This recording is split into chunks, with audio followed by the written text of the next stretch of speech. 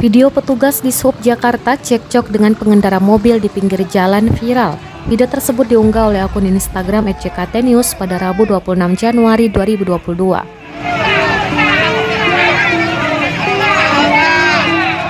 Dalam video tersebut, terlihat seorang petugas berseragam di Sub sedang adu mulut dengan seorang pria. Dilansir dari tribunjateng.com, pria itu sendiri merupakan pemilik mobil warna kuning yang dianggap parkir sembarangan di pinggir jalan. Sebuah mobil derek milik Dishub juga terlihat di lokasi. Roda depan mobil tersebut sudah dipasang alat oleh petugas Dishub untuk dibawa dengan mobil derek.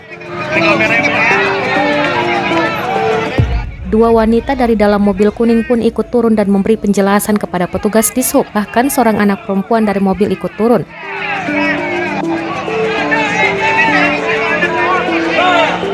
Aksi cekcok itu pun menjadi tontonan banyak warga. Warga juga menyuraki petugas dan memihak kepada pemilik mobil kuning. Hingga akhirnya petugas membuka alat derek yang terpasang di roda mobil itu.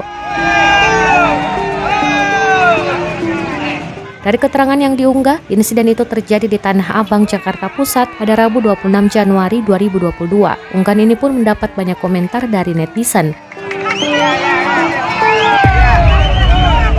Dari keterangan warga yang dituliskan, pemilik mobil kuning itu sedang meminggirkan mobilnya karena hendak menjemput sang istri yang sudah menunggu di pinggir jalan. Pemilik mobil tak berniat memarkir dan hanya menunggu sang istri. Namun aksi pria itu dilihat oleh petugas Dishub dan dianggap parkir sembarangan. Video itu sendiri sudah tersebar di berbagai media sosial, namun belum ada keterangan resmi dari pihak terkait. Buka.